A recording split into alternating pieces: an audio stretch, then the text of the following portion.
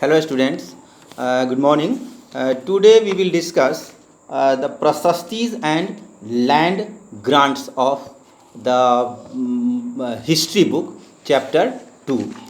We have read in this NCRT history book the second chapter, New Kings and Kingdoms. So the first para we knew the emergence of new dynasties and then administration in the kingdoms. And now we will discuss about the prasastis and the land grants. So students, first we have to know that what is prasastis. Prasastis literally meaning, अगर हिंदी में हम उसका meaning कहें तो इसे हम प्रशंसा पत्र कहते हैं. जो प्रशंसा पत्र मतलब पुराने ज़माने में जो राजा लोग थे वो अपनी प्रशंसा में जो उन्होंने क्या काम किया, कितनी विजय किस तरह विजय प्राप्त किया, कितनी वीरता से उन्होंने लड़ा, उस सारी विजय गाथा हम कह सकते थे प्रशंसी पत्र. उसके बारे में वो एक ग्रंथ या फिर कह सकते हैं आप या अपना भाषण वो लिखवाते थे. और वो एक बहुत ही लर्नेड ब्राह्मण जिसे हम कहते हैं, काफ़ी विद्वान आदमी उसे लिखता था प्रशस्ति उन्हें. तो वही उसको हम अगर पूछा जाए कि प्रशस्ति क्या था तो आप कह सकते हैं कि किसी व्यक्ति या वस्तु की प्रशंसा में लिखा गया ग्रंथ जो है या भाषण वह प्रशस्ति यानी कि यूलॉजी EULOGY यूलॉजी कहलाता है. और इनका प्रयोग राजा महाराजा लोग या प्रधान द्वारा की जाती थी. जैसे आप पिछले क्लास में पढ़े होंगे प्रशस्ति ऑफ गुप्ता वंश, जिसमें नासिक प्रशस्ति, प्रयाग प्रशस्ति, वैली कुद्दी शिलालेख, देवपरा प्रशस्ति, ये सब प्रशस्ति हमने पढ़ा है. तो इसको हम पढ़ते हैं. थोड़ा सा बुक आप ज़रूर देखें, जब भी हमारा वीडियो हिस्ट्री का है आप बुक देखें ताकि आप समझते आएंगे. कि सबसे पहले देखिए prashasti, what is prashasti. If you are being asked in English what is prashasti, तो आपको कहना है कि prashastis are a special kind of inscription meaning in praise of. They were composed by the learned brahmanas in praise of the rulers, which may not necessarily be literally true, but they tell us about the way of ruling by the by the kings to depict themselves for example as great achievers, victorious, fearless and valiant. So this is prasasti.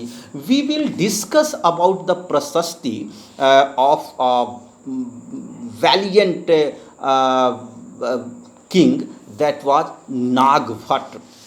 और इसमें हम नागभट्ट के आप देख सकते हैं page number अपने text book के 19 में, the achievements of Nagabhata. Students, as I discuss that prashasti is the praise.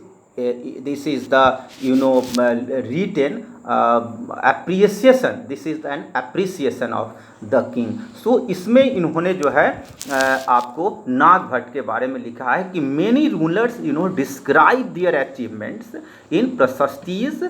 You read about the prashastis of Gupta ruler Samudragupta last year. So उसमें आपने देखा होगा कि उस प्रशस्ति में आपने चंद्रगुप्त यानी गुप्ता वंश के पहले शासक के बारे में आपने देखा होगा. जैसे हमने बताया नासिक प्रशस्ति 2nd सेंचुरी में, जिसमें सातवाहन राजवंश के बारे में था. प्रयाग प्रशस्ति जो 4th सेंचुरी में गुप्ता राजवंश के. वैली कुदी शिलालेख इंस्क्रिप्शंस 8th सेंचुरी में था, जिसमें पांड्या राजवंश का. देवपरा प्रशस्ति 12th सेंचुरी में सेन राजवंश के बारे में.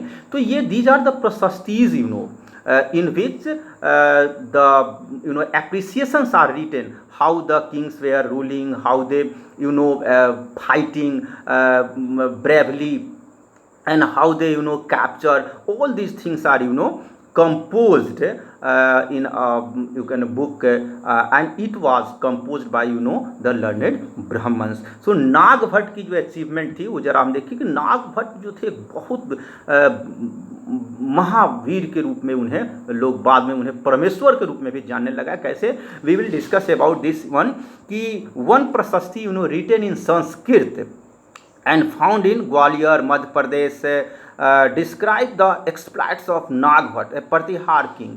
नाग भट्ट जो थे वो गुर्जर प्रतिहार राजवंश का राजा थे और स्टूडेंट्स अपने पिता वो वत्सराज से गद्दी प्राप्त कर गुर्जर प्रतिहार राजवंश के चौथे राजा बने और उन्होंने परम भट्टारक महाराज धीराज और कन्नौज विजय के बाद उन्हें परमेश्वर की उपाधि दे दी गई थी. वह एक गुर्जर प्रतिहार वंश के जो शक्तिशाली राजा थे, इसमें कहीं से कोई दो राय नहीं थी. बड़ोदरा ताम्रपत्र जो था, जो 1811 ईस्वी के अनुसार अगर हम देखें तो शाकंभरी के चौहानों ने, शाकंभरी में जो है वो चौहानों ने प्रतिहारों की स्वाधीनता स्वीकार कर ली और चाहमान प्रमुख युवक ने अपनी बहन कलावती का विवाह नाग भट्ट से करा दिया.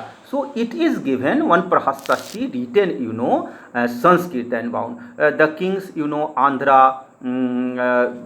सेन सिंध जिसे हम कहते हैं अभी part of Maharashtra and Kalinga part of Orissa fell before him even he was Prince.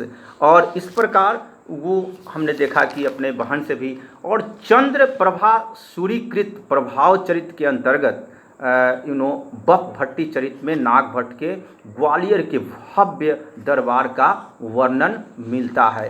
तो ये आपको that was the achievement of Nagabhata. We will ask the question and now we have to know about the land grants. Students, kings often rewarded Brahmans by grants of land. वो क्या करते थे? ब्राह्मणों को वो रिवार्ड के रूप में देते थे land.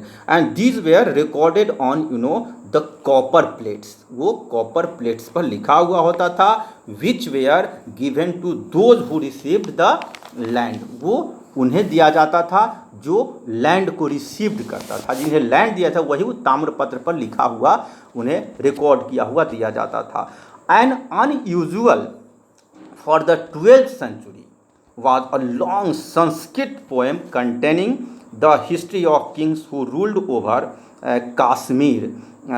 It was composed by an author named Kalhans. We have already learned it in the first chapter. आपको ध्यान होगा राज तरंगिनी, पृथ्वीराज रासो, बहुत सारे के हम फर्स्ट चैप्टर में पढ़ चुके हैं, आपको नोट्स पे भेज चुके हैं, तो याद होगा. वह वही संस्कृत का जो एक लिखा हुआ था वो कल्हान के द्वारा. ही used a variety of sources as I read in the first chapter, including inscription, documents, eyewitness accounts and earlier histories. So to write his account, unlike the writers of Prasastis, he was often critical about the rulers and their policies.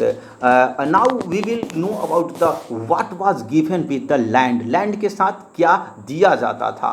तो this part of the Tamil section of land grant given by the Cholas, हम देखें इसमें आप page number देख सकते हैं 20 में अपने टेक्स्ट बुक के कि we have demarcated the boundaries of the land by making earthen embankments. जैसे गांव में आप देखेंगे, गांव में तो सब लोग देखता है डनेर जिसे हम कहते हैं देहाती भाषा में, वो अर्थेन डिमार्केशन होता था. उसका जो हम चारों तरफ से बाउंड्री करते थे वो अर्थ से बांध दिया जाता था, as well as planting thorny bushes. And this what the land contains fruit bearing trees, waterland, garden and orchards, trees, well open space, pasture land, village, ant hill, platforms, canals, ditches river silt laden land, जो silt laden land होता है, tanks, granaries, fish ponds, bee hives and deep lakes, etcetera etcetera. He who receives the land can collect taxes from it. जो land receive करते थे वही जो थे वो टैक्स रिसीव करते थे इनसे. And he can collect the taxes imposed by judicial officers as fines. The tax on bitter leaves, bitter leaves पान के पत्ते होते हैं, so bitter leaves that and woven cloths as well as on vehicles. He can build large rooms with upper stories made of backed bricks. जो ईंट का होता है, ईंट का बनाते थे मकान अपना. And he can also get the large and small wells dug. बड़ा और छोटा कुआं खुदवाते थे. He can plant trees and thorny bushes if necessary. And he can get canals constructed for irrigations. He should ensure that water is not wasted and that embankments are built. तो ये उनके साथ ऐसा होता था जो ज़मीन लेते थे उनके साथ. बाद में हम वारफेयर फॉर वेल्थ पढ़ेंगे नेक्स्ट में. Thank you very much.